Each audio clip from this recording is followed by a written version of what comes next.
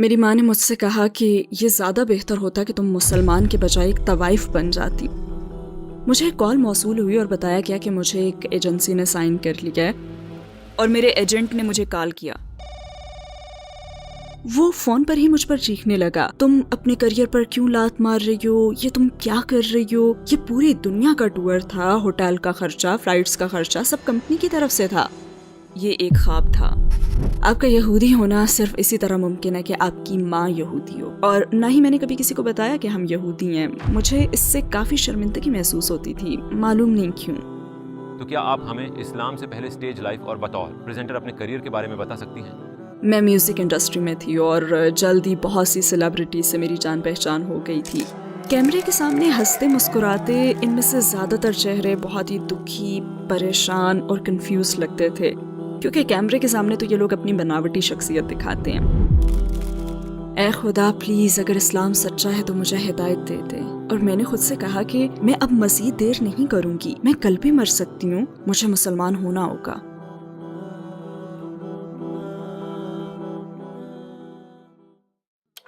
اگر آپ کے پاس صرف ایک دعا ہو جس کے بارے میں یقین ہو کہ ضرور قبول ہوگی تو وہ کون سی ہوگی؟ میرے والدین دونوں بہت زیادہ بیمار ہیں, میں بس ان کی ہدایت کی دعا کر رہی ہوں. مگر نہیں,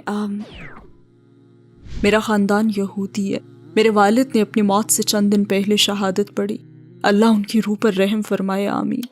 السلام علیکم سسٹر خلیلہ لسٹر, ہماری دعوت قبول کرنے کا بہت شکریہ. ہمیں آپ کو اپنے ساتھ ٹورڈز ایٹرنٹی میں دیکھ کر بہت خوشی ہو رہی ہے. میرا پہلا سوال یہ ہے کہ خلیلہ لسٹر کون ہے؟ کیا آپ اپنا مختصر تعارف کروا سکتی ہیں؟ وعلیکم السلام. میں نارتھ ویسٹ لندن میں پیدا ہوئی اور میری پرورش ایک ایسی فیملی میں ہوئی جس کا تعلق پرفارمنگ کی دنیا سے تھا. میری گریٹ آنٹ نے یو کے میں بہت سی تھیٹر کمپنیاں شروع کی جن کی وہ آنر تھیں. میرے کزن کو سونی نے سائن کیا تھا. تو یہ تھی ہماری زندگی اور میرے ارد گرد کے لوگ. تو میں بہت ہی چھوٹی عمر میں اسٹیج اسکول چلی گئی تھی. میں شروع سے ہی پرفارمنگ تھی. پھر جب ٹین ایج میں آئی تو میں سرکش سی ہو گئی. مجھے لگتا تھا کہ میں تو کسی اور ہی دنیا کی ہوں اور شاید میں اپنا آپ جاننے کی کوشش میں تھی. پھر میں نے گھر چھوڑ دیا. 14 سال کی عمر میں نے اسکول بھی چھوڑ دیا اور مختلف قسم کے لوگوں سے دوستانہ تعلقات ہوئے. مگر ظاہر ہے یہ کوئی سیدھا سادہ سا سفر نہیں تھا. یہاں پہنچنے تک مجھے لمبا عرصہ لگا. عقیدے کے لحاظ سے آپ کی زندگی کیسی تھی؟ آپ کا کس پر ایمان تھا؟ میری فیملی یہودی تھی. ہم بالکل بھی مذہبی نہیں تھے اور مجھے مذہب کی تو کوئی سمجھ ہی نہیں تھی. میرے ماں باپ دونوں ہی ایگنوسٹک تھے اور وہ مذہب کو نہیں مانتے تھے. گھر میں سور کھاتے ہوئے بڑے ہوئے ہم, جو کہ بالکل ہی یہودیت کے خلاف ہے. ہم کرسمس مناتے تھے اور ہم حقیقت میں یہودی مذہب کا کوئی بھی تہوار نہیں مناتے تھے. لہٰذا میں نے خود کو کبھی بھی یہودی محسوس ہی نہیں کیا اور نہ ہی میں نے کبھی کسی کو بتایا کہ ہم یہودی ہیں. مجھے اس سے کافی شرمندگی محسوس ہوتی تھی, معلوم نہیں کیوں. اگرچہ میں اب اس پر غور کرتی ہوں مگر ایک لمبا عرصہ مجھے اپنے اس ورثے پر کوئی فخر نہیں تھا. میرا یہودی مذہب پر یقیناً کوئی ایمان نہیں تھا اور میں نے عیسائیت پر بھی غور کیا مگر میں اسے بھی بالکل نہیں سمجھ سکی. میں سمجھ ہی نہیں سکی کہ 3 خدا ایک کیسے ہو سکتے ہیں. میرا واقعی ایک خدا پر ایمان تھا اور میں اسے پکارتی بھی تھی. ہاں شاید مجھے یاد ہے جب حالات بہت خراب تھے, جب میری ایک دوست نے خودکشی کر لی تھی اور میری زندگی میں اور بھی بہت سی بڑی مشکلات تھیں, تو میں ہمیشہ خدا کو پکارتی تھی مگر مجھے آئیڈیا نہیں تھا کہ میں کسے پکار رہی ہوں. تو کیا آپ ہمیں اسلام سے پہلے اسٹیج لائف اور بطور پریزنٹر اپنے کریئر کے بارے میں بتا سکتی ہیں؟ میں میوزک انڈسٹری میں تھی اور اس فیلڈ میں کام کرتے رہنے سے جلدی بہت سی سیلیبریٹیز سے میری جان پہچان ہو گئی اور اس طرح پھر میں BBC 1 ایکسٹرا, کیش FM تک جا پہنچی. میں ریڈیو شوز میں کافی بڑی پریزنٹر تھی اور بہت بڑی بڑی سیلیبریٹیز کو ہوسٹ کرتی تھی. میں ہزاروں آڈینس کے سامنے اسٹیجز پر جاتی تھی اور یہی میری کمائی کا ذریعہ تھا. یہ کمائی بہت کم عمری سے ہی شروع ہو گئی تھی. بظاہر یہ بڑی پرکشش سی زندگی تھی مگر حقیقت میں ہر چمکنے والی چیز سونا نہیں ہوتی اور میں نے جلد ہی اسے چھوڑ دیا. تو آپ نے بتایا کہ آپ نے سیلیبریٹیز کے ساتھ کافی وقت گزارا. ہمیں ان کی زندگی باہر سے بڑی پرکشش اور گلیمر سے بھرپور لگتی ہے. کیا حقیقت میں بھی ان کی زندگی ایسی ہی ہوتی ہے؟ اور کیا اس حوالے سے آپ کے سامنے کوئی دلچسپ واقعات آئے؟ میرے خیال میں یہی وہ دلچسپ چیز ہے جو میری پوری زندگی بدلنے کا ذریعہ بنی, کیونکہ میں پرفارمنگ کی دنیا میں تھی اور ان لوگوں کو مسلسل قریب سے دیکھا جنہیں آپ اسکرین پر دیکھتے ہیں. یاد رہے کہ اس وقت ہمارے پاس انسٹاگرام نہیں تھا بلکہ وہ پیپرازی یا TV پر انٹرویوز کا زمانہ تھا.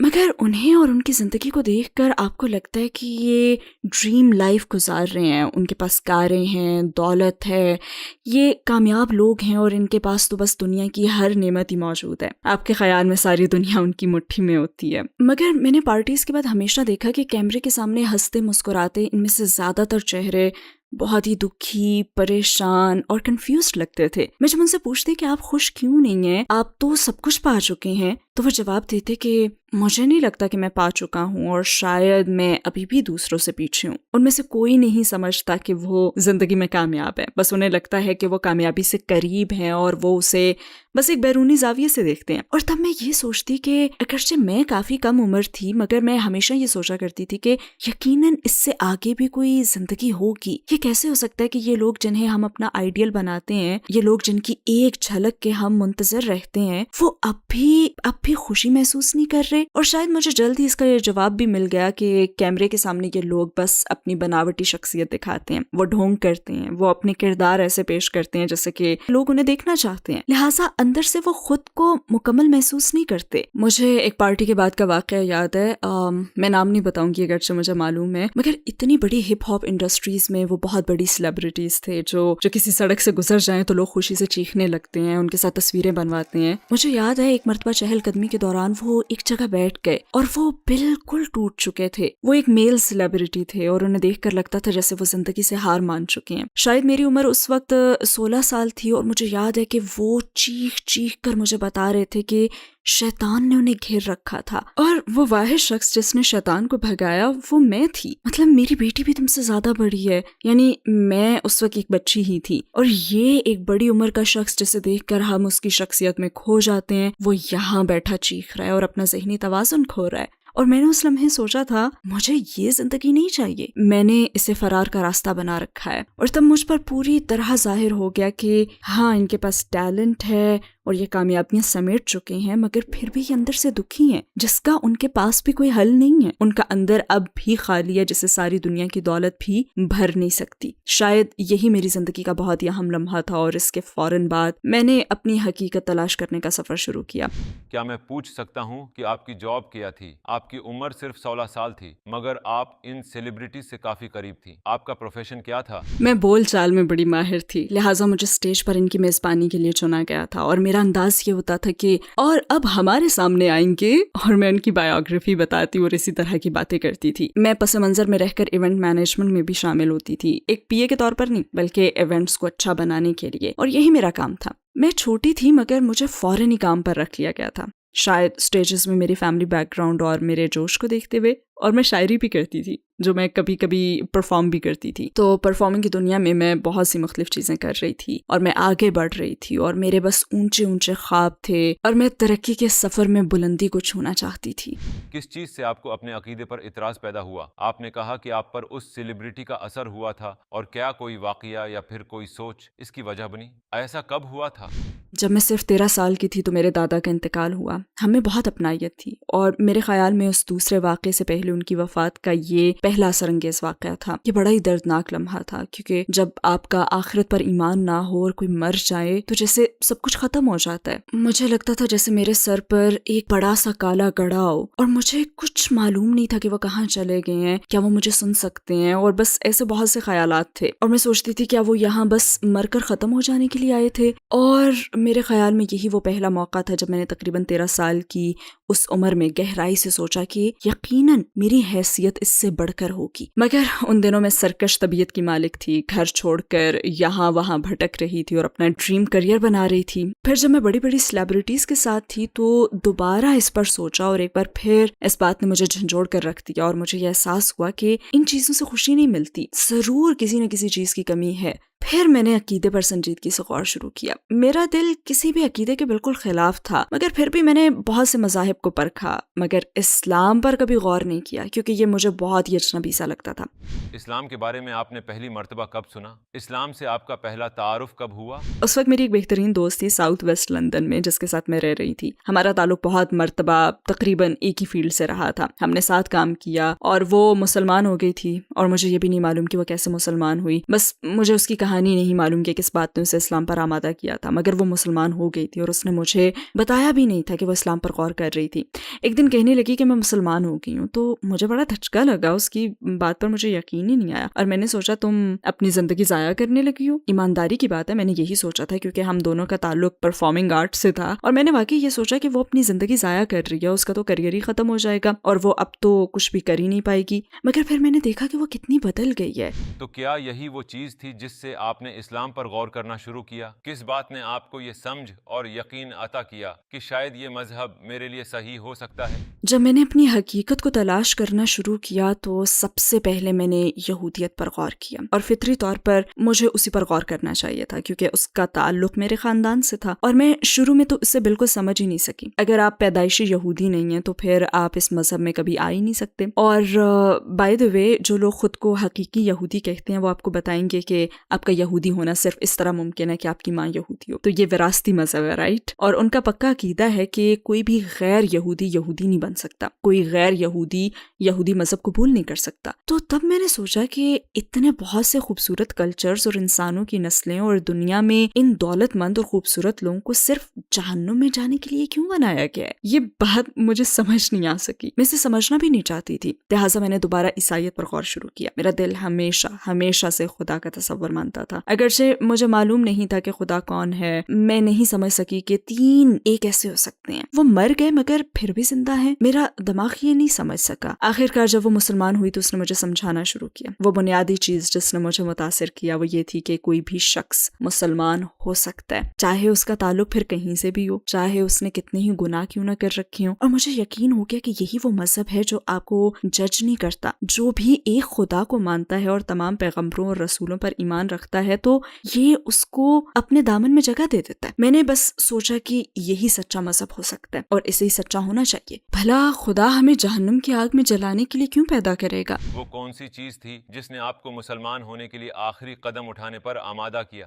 میں نے خدا کو پکارنا جاری رکھا، یہاں تک کہ میں اپنی دوست کے ساتھ فجر کے لیے بھی اٹھتی تھی کیونکہ میں اسی کے ساتھ رہ رہی تھی، اور وہ مسلمان ہو کر فجر کی نماز پڑھتی تھی، وہ وضو کرتی تھی اور میں اس کے پیچھے بس بیٹھ جاتی تھی، اپنے ہاتھ اوپر اٹھاتی اور میں بس یوں کہتی تھی کہ اے خدا پلیز اگر اسلام سچا ہے تو مجھے ہدایت دے دیں، اور میں اس سے کوئی آسمانی اشارہ مانگتی تھی، مجھے بس کوئی اشارہ چاہیے تھا۔ اللہ جانتا ہے کہ کس شخص کو کس انداز سے ہدایت دینی ہے۔ اور پھر مجھے خواب آیا اور اس خواب نے مجھے اندر سے ہلا کر رکھ دیا۔ خواب یہ تھا کہ کسی جگہ مسلمان ہونا غیر قانونی تھا اور میں مسلمان ہو گئی تھی، اور میں اور دوسرے کافی لوگ جیل میں تھے کیونکہ ہم مسلمان ہو گئے تھے اور ایسا کرنا مکمل جرم تھا۔ لہٰذا ہم لاک اپ میں تھے اور جیل بڑی بڑی بندوقوں والے گارڈ سے بس بھری ہوئی تھی۔ وہ بہت ہی خوفناک اور بہت اندھیرے والی اور خستہ حال جگہ تھی۔ وہاں ہر طرف چوہے تھے، اور اگر خوش قسمتی سے کسی کو باہر نکالا بھی جاتا تو وہاں اس کے چہل قدمی کرنے، دوڑنے یا ورزش وغیرہ کرنے کے لیے ایک بڑا سا بس صحن تھا، اور صحن کی دوسری جانب ایک جنگلہ تھا، اور جنگلے کے پیچھے بہت سے مسلمان تھے اور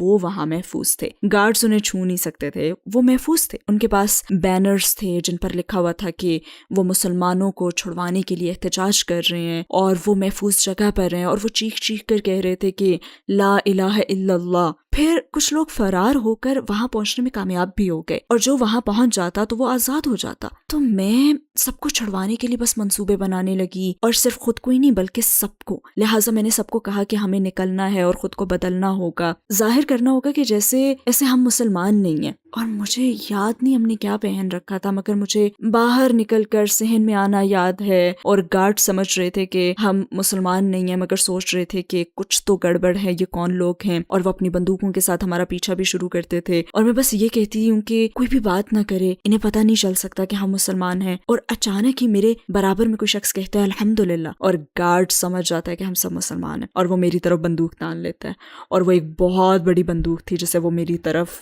کر کے فائر کر دیتا ہے، اور مجھے بالکل ٹھیک یاد ہے کہ میں اسے اپنے ذہن کے پردے پر بہت واضح دیکھ سکتی ہوں کہ گولیاں سلو موشن میں بندوق سے نکلنا شروع ہوتی ہیں، اور اس وقت مجھے احساس ہوتا ہے کہ اللہ ہی مجھے بچا سکتا ہے۔ میں ایک انسان سے کیوں ڈر رہی ہوں جبکہ اللہ موجود ہے، خدا موجود ہے، ہر کام کرنے کی طاقت طاقت کس کے پاس ہے؟ تو میں اپنا خوف دور کرتی ہوں اور خدا پر بھروسہ کرتے ہوئے کہنے لگتی ہوں اللہ اکبر، اور میرے ارد گرد ہر شخص چیخنے لگتا ہے اللہ اکبر، اور گولی پلٹ جاتی ہے اور وہ گارڈ کی طرف چلی جاتی ہے۔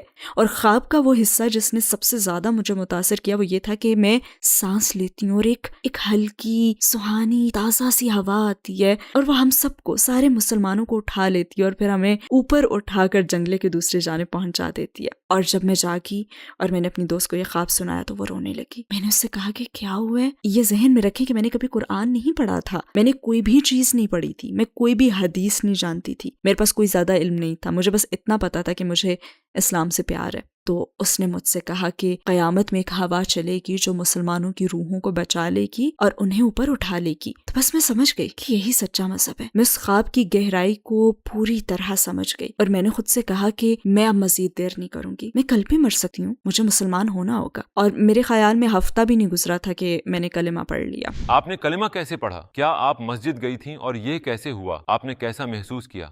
میں بیکر اسٹریٹ اسٹیشن گئی، مجھے ٹرین سے جانا پسند تھا اور میں ٹکٹ بیریئر سے گزری اور مجھے یاد ہے وہ 3 بہنیں بڑے بڑے پھولوں کے ساتھ کھڑی ہوئی تھیں اور انہوں نے مجھے میرا پہلا اسکارف دیا، مجھے اسے پہننے مدد دی اور مجھے ریجنس پارک کی مسجد، بیکر اسٹریٹ مسجد میں لے گئیں جو کہ سینٹرل لندن میں ایک بڑی اور خوبصورت مسجد ہے۔ میں سیڑھیاں اتر کر امام کے دفتر میں گئی اور انہوں نے مجھے اپنے ساتھ الفاظ دہرانے کو کہا اور یوں وہاں میں نے کلمہ پڑھ لیا اور مجھے ایسا محسوس ہوا جیسے میرا نیا جنم ہوا ہے۔ مجھے لگا جیسے میرا ہر گناہ، ہر برا تجربہ بس مجھ سے دور ہو گیا اور مجھے زندگی کا ایک نیا پرچہ ملا ہے۔ ہاں، مجھ میں خوف کا بھی احساس تھا کیونکہ مجھے نہیں معلوم تھا کہ آگے کیا ہوگا، میں کیا کروں گی، میں کہاں جاؤں گی، میری فیملی کا کیا ری ایکشن ہوگا۔ اور خوف کی وجہ یہ بھی تھی کیونکہ جب میں نے کلمہ پڑھا تو امام نے مجھ سے ایمان کے 6 پلرز پوچھے تھے اور مجھے ان کا کوئی آئیڈیا نہیں تھا۔ تو مجھے محسوس ہوا کہ او میرے خدا، میں مسلمان نہیں ہو سکتی، مگر انہوں نے مجھے کچھ سمجھایا جو آج تک مجھے اچھی طرح یاد ہے، حالانکہ اس بات کو تقریباً 17 سال ہو گئے ہیں۔ انہوں نے کہا تھا کہ اگر آپ سمندر میں اپنی انگلی ڈالیں تو انگلی پر آنے والا علم کا یہ قطرہ علم کے اس پورے سمندر کا مقابلہ نہیں کر سکتا جو آپ کو اپنی باقی پوری زندگی میں حاصل کرنا ہوگا۔ آپ علم سیکھنا کبھی نہیں روک سکتی، علم حاصل کرنے کا سفر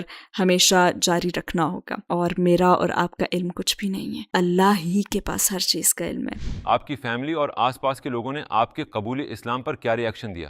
میری بہن جو اس وقت 14 سال کی تھی، میرے مسلمان ہونے کے 1 مہینے بعد وہ بھی مسلمان ہو گئی، ماشاء اللہ تبارک اللہ۔ میں نے دراصل اسے ایک کتاب دی تھی جس کا نام تھا اسلام کی تصویری گائیڈ، جو اسلام کے تعلق سے سائنس کی وضاحت کرتی ہے۔ میں بڑی حد تک ایک جذباتی انسان ہوں اور وہ بڑی حد تک عقل پرست ہے، اس سے وہ اس زمانے کے معجزوں کو سمجھ پائی جب سائنس کا وجود بھی نہیں تھا، اور وہ بھی مسلمان ہو گئی، مگر وہ بہت چھوٹی تھی، لہٰذا اپنی والدہ کو مجھے ہی بتانا پڑا کہ میں مسلمان ہو گئی ہوں۔ اور میری ماں نے مجھ پر کافی چیخو پکار کی اور مجھ سے کہا یہ زیادہ بہتر ہوتا کہ تم مسلمان کی بجائے ایک طوائف بن جاتی، اور مجھے یقین نہیں آیا کہ اسلام کے بارے میں ان کے یہ خیالات ہیں۔ حقیقت تو یہ تھی کہ میرے خاندانی رشتہ دار اب بھی کسی حد تک اپنے مذہب پر قائم تھے، لہٰذا ان میں سے زیادہ تر کو میرے مسلمان ہونے پر بڑا دھچکا لگا، لیکن میری اپنی فیملی کا مذہب پر عمل تو نہ ہونے کے برابر تھا۔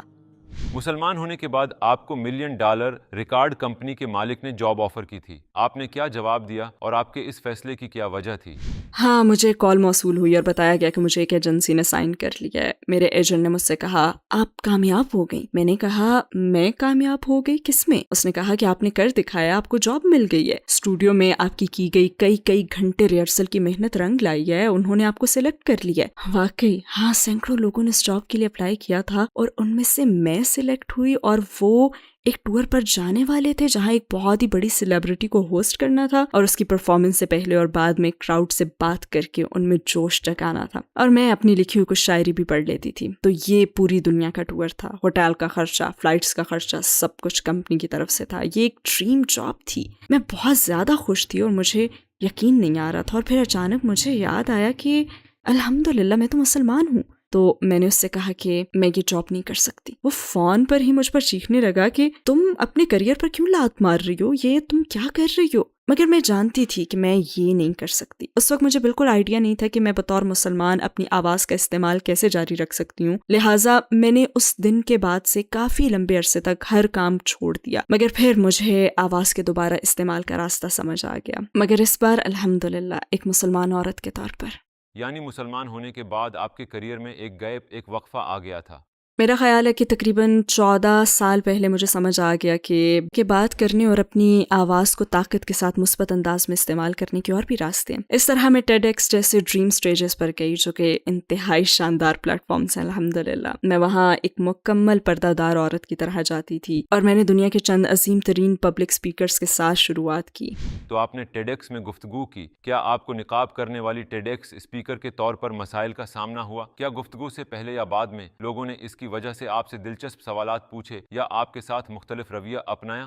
ٹیڈ ایکس میں میری گفتگو سینٹا باربرا کیلیفورنیا میں ایک سفید فام غیر مسلم کے ساتھ تھی. اس نے مجھ سے کہا مجھے آج سے پہلے کبھی کسی مسلمان عورت سے بات کرنے کا موقع نہیں ملا. میرے خیال میں اس کا علاقہ زیادہ ملٹی کلچرل نہیں تھا, وہاں زیادہ مسلمان نہیں رہتے تھے, لہٰذا یہ اس کے لیے پہلا موقع تھا. اور ٹیڈ ایکس میں میری پہلی گفتگو اس کے ساتھ ایک انٹرویو تھا اور وہاں پروڈیوسر بھی موجود تھا. وہ ہالی ووڈ میں کام کرتا تھا اور اس انڈسٹری میں کافی مشہور تھا, اور میرے خیال میں ان کے ذہن میں اسلام کے متعلق کچھ غلط فہمیاں تھیں, کیونکہ انہوں نے مجھ سے پوچھا کہ یہاں آپ کی گفتگو سے آپ کی کمیونٹی کیسا محسوس کرے گی, یہاں آنے پر ان کا کیا رد عمل ہوگا. اور اسے بہت حیرت ہوئی جب میں نے اسے بتایا کہ حضرت خدیجہ رضی اللہ تعالیٰ عنہا ایک انٹرپرنور تھیں, وہ ایک کاروباری خاتون تھیں اور وہ ہماری رول ماڈل ہیں اور ہمیں ان سے محبت ہے, اور وہ کمال کی عورت تھیں, وہ ایک مضبوط عورت تھیں. اور اس کے منہ سے اچانک حیرت میں ڈوبی ہوئی ایک ہنسی نکلی, کیونکہ اس سے انتہائی تعجب ہوا تھا کہ ایسی عورت نے ہمارے پیغمبر سے شادی کی تھی جو کہ ایک کاروباری عورت تھی. اور میرا تو ایسے بہت سے لوگوں سے سامنا ہوا ہے جنہوں نے ٹیڈ ایکس پر میری گفتگو سنی اور پھر مجھے میسج کر کے کہا کہ اس سے تو میرا تصور بالکل بدل گیا ہے. اور ایک ایسے پلیٹ فارم پر بات کرنا جس کی 1 ارب سے زیادہ ویورز ہوں, اور ایک ایسے موضوع کو سامنے لانا جو کلچرل غلط فہمیوں کو دور کرنے کے لیے بہت ضروری ہو, واقعی ایک شاندار لمحہ تھا. اور میں نے یہ بھی جانا کہ جب آپ اللہ کے لیے کوئی چیز چھوڑتے ہیں تو اس سے بہتر آپ کو عطا کرتا ہے, اور یہ بات مجھ پر بالکل سچ ثابت ہوئی. اس طرح سے کہ میں نے اللہ کے لیے اس سیلیبریٹی سے گفتگو کو چھوڑا تھا, اللہ قبول فرمائے, اس نے مجھے اس سے بہتر عطا کر دیا. وہ لوگ جو اسلام قبول کرنے کا فیصلہ نہیں کر پا رہے, ان کے کچھ تحفظات ہو سکتے ہیں. شاید وہ یہ سوچتے ہوں اگر میں مسلمان ہو جاؤں تو میری زندگی کے سارے مزے ختم ہو جائیں گے. تو ہمیں یہ بتائیں کہ کیا اسلام لانے کے بعد آپ کی زندگی بور ہو گئی ہے؟ ہو سکتا ہے لوگ باہر جانے اور پارٹیوں وغیرہ میں جانے سے متعلق سوچتے ہوں, مگر میں آپ کو ایمانداری سے بتا سکتی ہوں کہ پہلے میری زندگی میں ایسے دن بھی آئے جو کہ برے ترین دن تھے. باہر کی خوبصورتیاں مجھے خوشی کا احساس نہیں دیتی تھیں, کیونکہ دراصل آپ کا اندر خالی ہوتا ہے. اور اب بھی سخت ترین آزمائشوں میں جب مجھے طلاقیں ہوئیں اور مجھے نہیں معلوم تھا کہ اپنے بچوں کو کیسے پالوں, میں بہت زیادہ مشکل صورتحال میں تھی, تب اسلام کی روشنی تھی جس نے مجھے زندہ رکھا. ایمان کی خوشی کی جگہ کوئی اور چیز لے ہی نہیں سکتی, اس کا تو موازنہ کسی چیز سے ہو ہی نہیں سکتا. ہاں مشکلات ضرور آتی ہیں, زندگی ایک امتحان ہے, مگر سچی خوشی ایمان میں ہی ہے, اور مغربی دنیا کی آزادی سے اس کا کوئی موازنہ ہو ہی نہیں سکتا. ہمارے ساتھ وہ لمحہ شیئر کریں جب ان مشکل دنوں میں آپ نے دعا کی اور اللہ کے ساتھ بہت مضبوط تعلق محسوس کیا. شوہر کے بغیر بچوں کی پرورش ایک ڈراؤنے خواب کی طرح ہے. ایسی عورت جانتی ہے کہ اسے کبھی بھی کہیں بھی تحفظ کا ماحول نہیں ملے گا. یہ تصور قائم ہو جاتا ہے کہ شکستہ گھر کا مطلب ہے شکستہ بچے. اور میں اللہ سے فریاد کرتی تھی کیونکہ میں جانتی تھی کہ مجھے باذن اللہ کے لیے ان شادیوں کو ختم کرنا ہوگا, اور میں اللہ سے دعا کرتی تھی کہ وہ مجھے طاقت دے اور میرے بچوں پر رحم کرے. اگر آپ کے پاس صرف ایک دعا ہو جس کے بارے میں یقین ہو کہ ضرور قبول ہوگی تو وہ کون سی ہوگی؟ میرے والدین دونوں بہت زیادہ بیمار ہیں, تو میں بس ان کی ہدایت کی دعا کر رہی ہوں. مگر نہیں, مجھے اور میری فیملی اور میرے پیاروں کو جنت میں داخل فرما, آمین. بس یہی. میں اس زندگی کے لیے دعا نہیں کرنا چاہتی, یہ زندگی تو بس ایک امتحان ہے اور یہ یقینی بات ہے. میری دعا بس یہی ہوگی, خصوصاً میں اپنے والد کے حوالے سے جس کیفیت سے گزر رہی ہوں, اور میں اب یہ بات اچھی طرح سمجھ چکی ہوں کہ ہم جنت میں اپنے پیاروں سے ملنے کی کتنی طلب رکھتے ہیں. سسٹر خلیلہ لسٹر, آپ کے جوابات کا بہت شکریہ, ہم نے آپ کی زندگی سے بہت کچھ سیکھا. آمین. بہت زیادہ جزاک اللہ خیر مجھے اس چینل پر بلانے کے لیے اور اس شاندار کام کے لیے جو آپ ایک ایسا ضروری پیغام آگے پہنچانے کے لیے کر رہے ہیں جس پر اس زمانے میں کان نہیں دھرا جا رہا.